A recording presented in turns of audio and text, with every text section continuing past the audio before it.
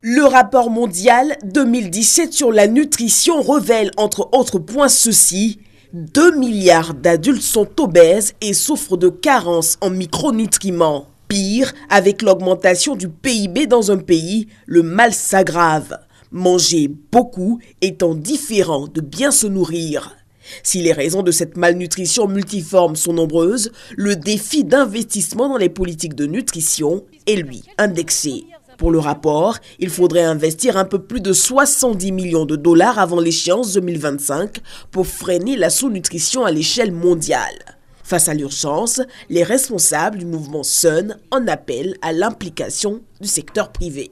Si vous investissez $1 dans la nutrition, vous pouvez avoir un retour sur investissement de $40 pour $1 investi. Donc c'est un très grand investissement, un investissement important pour l'avenir des enfants et également un bon investissement pour le cerveau. Si vous investissez dans le cerveau, et c'est également un investissement pour l'éducation, pour la productivité, pour la santé. Et également, c'est un grand investissement dans le développement économique d'un pays. Donc, il faut l'information pour le secteur privé. Il faut l'incitation fiscale pour le secteur privé pour qu'il puisse inclure dans la préparation, la transformation des produits, les choses qui sont nutritives. Améliorer la qualité de la nutrition des populations est une priorité pour le gouvernement. Face à la presse, Daniel Kablan-Duncan, vice-président, a levé un coin de voile sur les efforts financiers qui seront consentis au niveau de la Côte d'Ivoire. Nous avons fait une rencontre avec l'ensemble des bailleurs de fonds ici à Abidjan il y a 1 an.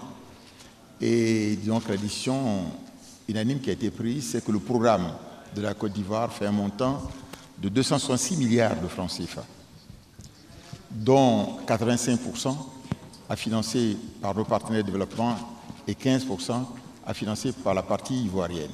Ce qui est en cours donc d'être mis en œuvre. Et logiquement, ça doit changer la donne parce que la principale richesse d'un pays, c'est le capital humain. Et dans ce capital humain, les enfants, les femmes jouent un rôle vraiment très important. Le président de la Banque africaine de développement, Akina Dessina, a annoncé le soutien de son institution à la Côte d'Ivoire dans le cadre du défi Faim Zéro.